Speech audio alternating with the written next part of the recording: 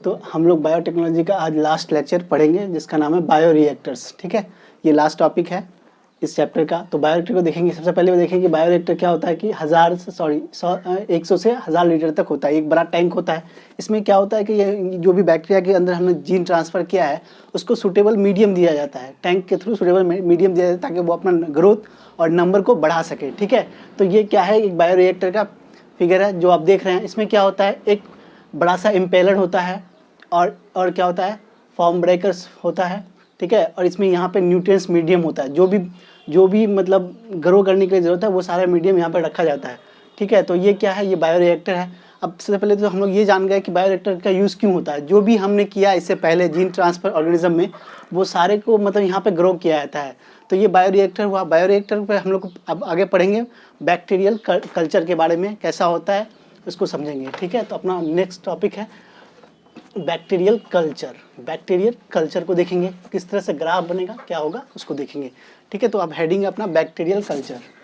Bacterial culture, bacterial culture. ठीक है, ये दो तरह का होता है। दो तरह से पढ़ेंगे हम लोग बैक्टीरियल कल्चर को। बैक्टीरियल कल्चर को दो तरह का पढ़ेंगे। एक होता है एक इधर इस तरह से डिवीज़न कर लें। डिवीज़न करने के बाद एक होता है बैच कल्चर, एक होगा बैच कल्चर, कल्चर और दूसरा होगा कंटिन्यूअस कल्चर, ठीक है, कंटिन्यूअस कल्चर। इसमें जो टाइम और ग्रोथ का जो ग्राफ बनेगा वो कुछ इस तरह से बनेगा। देखिए, कुछ इस तरह से बनेगा, सिग्मॉइड टाइप का ग्राफ बनेगा। कुछ ऐसा ग्राफ होगा जिसको सिग्मॉइड ग्राफ बोलते हैं। और एक इसमें जो ग्राफ बनेगा वो बनेगा जे शेप का ग्राफ बनेगा। ठीक है, जे शेप का ग्राफ बनेगा। इधर क्या है, इधर आपका ग्रोथ है, इधर वाई डायरेक्शन में ग्रोथ, ये एक्स डायरेक्शन में क्या हो जाएगा वो टाइम।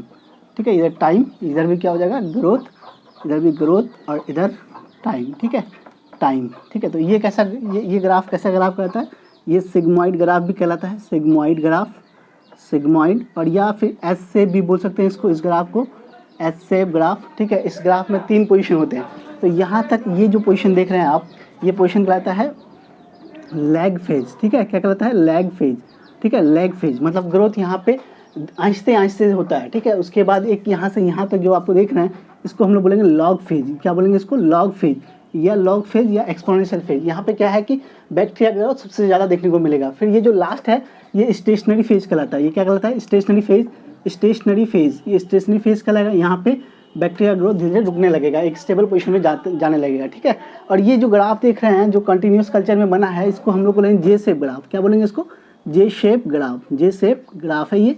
ठीक है, जे शेप ग्राफ है और ये बेटर है, इसके कंपेयर में ये ज़्यादा बेटर है क्योंकि यहाँ पे स्टेशनरी बैक्टीरिया का जो ग्रोथ है वो रुक नहीं रहा है, वो हमें कंटिन्यूसली बढ़ रहा है। ठीक है, इतनी सी बात समझ में आ गई स्टेशनरी में। अब देखिए ये होता क्यों है। देखिए किसी अभी जो मैंने आपको पहले समझाया बायोरिएक्टर में क्या होता है ना कि उसमें न्यूट्रिएंट मीडियम दिया जाता है और बैक्टीरिया को वहाँ पे इंक्लूड किया जाता है। और जब बैक्टीरिया स्टार्टिंग में कम रेट से ग्रोथ करता है, जब वो उसको मीडियम मिलता है तो बहुत ज़्यादा ग्रोथ करने लगता है, तो उसको हम लोग लॉग फेज बोलते हैं। फिर धीरे धीरे न्यूट्रिएंट्स खत्म होने लगते हैं तो वो धीरे धीरे उसका ग्रोथ भी रुकने लगता है।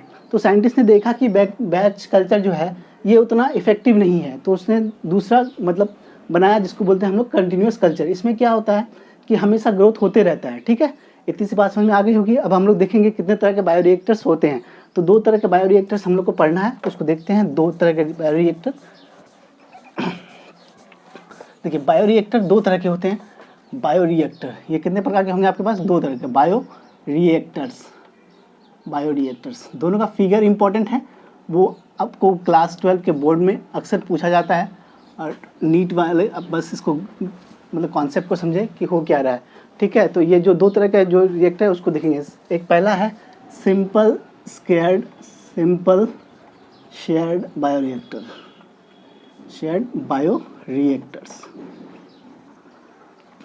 ठीक है, ये कैसा होता है इसका फिगर बना के भी दिखाते हैं। दूसरा होता है sparged bioreactor. Sparge shared bioreactors. दोनों का डायग्राम इंपॉर्टेंट है, हम लोग देखते हैं कैसा बनाता है। सिंपल शेयर्ड का बायोरिएक्टर का ग्राफ के साथ एक बड़ा सा टैंक होता है। ठीक है, बड़ा सा टैंक होता है। इसमें देखेंगे कि लास्ट में क्या होता है ना, एक कर्व टाइप से बना होता है। ऐसा कर्व टाइप से बनाएंगे। ठीक है, सिंपल शेयर में एक कर्व टेस्ट बनाएंगे। यहाँ पे क्या लगा देंगे हम लोग, इम्पेलर लगा देंगे, इम्पेलर लगाएंगे। और इम्पेलर लगाने के बाद तो यहाँ पे तो ये आप हेड देख ही रहे हैं, यहाँ पे क्या होगा, एसिड बेस के लिए पीएच होगा, इसके लिए पीएच होगा, यहाँ टेम्परेचर के पीएच होता है। ये कैसा है, न्यूट्रिएंट मीडियम है, ये न्यूट्रिएंट्स मीडियम है, न्यूट्रिएंट्स है, ठीक है। न्यूट्रिएंट जो बैक्टीरिया को ग्रो करने के लिए जो भी चीज़ जरूरत है वो सारा कुछ होगा। और यहाँ पे क्या होगा, आपको ये फॉर्म ब्रेकर भी देखने को मिलेगा, जिससे क्या होता है कि जब बैक्टीरिया रिएक्शन करता है तो फॉर्म बन जाता है, उसको तोड़ने के काम में आता है, ये फॉर्म ब्रेकर बोलते हैं इसको। और ये क्या है, ये आपका इम्पेलर है, ठीक है। इम्पेलर ये मिक्सिंग के लिए आता है, ये इसको धीरे धीरे रोटेट करते हैं और ये मिक्सअप होते रहता है।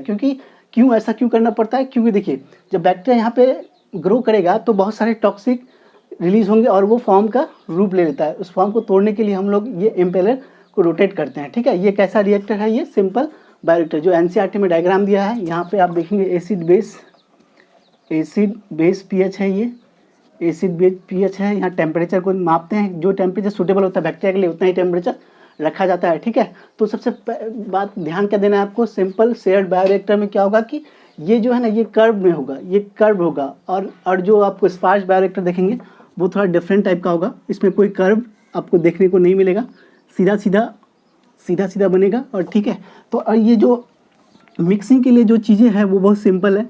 एक छोटा सा यहाँ पे बस ग्रुप देखने को मिलेगा आपको इस तरह से। ये भी किसके लिए है, ये इम्पेलर है जो मिक्सिंग के काम में आता है, ठीक है। और यहाँ से इस फिगर में अगर देखें हम तो यहाँ से ऑक्सीजन की सप्लाई भी दिया जाता है, ठीक है। इसमें थोड़ा सा एक ऑक्सीजन सप्लाई दिया जाता है, किसके ग्रोथ के लिए, बैक्टीरिया के ग्रोथ के लिए। अब अगर आगे हम लोग देखें तो इसमें क्या होता है कि इधर एक स्पेशल टाइप का स्ट्रक्चर बना होता है और यहाँ से आपको ऑक्सीजन दिया जाता है, ठीक है। ऑक्सीजन दिया जाता है तो ऑक्सीजन इधर से बुलबुले के फॉर्म में निकलता है, यानी तो यहाँ का आपको स्ट्रक्चर कैसे देखने को मिलेगा, कुछ इस तरह से स्ट्रक्चर देखने को मिलेगा, ठीक है। और यहाँ पे जो ऑक्सीजन है ना, ऑक्सीजन का गैस का सरफेस एरिया अच्छा होने के कारण से इस सब तरफ से मिल जाएगा आराम से, ठीक है। और यहाँ पे कुछ गैस ट्रैप्ड हो जाते हैं, क्या हो जाते हैं, ट्रैप्ड हो जाते हैं, जिसको हम लोग गैस ट्रैप या गैस इनहेंस लिखा है एनसीईआरटी में। तो ये कैसा रिएक्टर है, ये स्पार्ज रिएक्टर, ये मोस्ट कॉमन रिएक्टर है, ये मोस्ट कॉमन रिएक्टर है, ये मोस्ट कॉमन है, ठीक है। मोस्ट कॉमन रिएक्टर ये है और ये स्पार्ज रिएक्टर, इसका स्पार्ज रिएक्टर है। तो ये आप बायोरिएक्टर का डिटेल हुआ और यहाँ पे आपका चैप्टर कंप्लीट होता है। और इसका नेक्स्ट पार्ट या सेकंड जो इस चैप्टर का जो एप्लीकेशन वाला पार्ट है वो हम लोग कुछ ही दिनों में स्टार्ट करेंगे।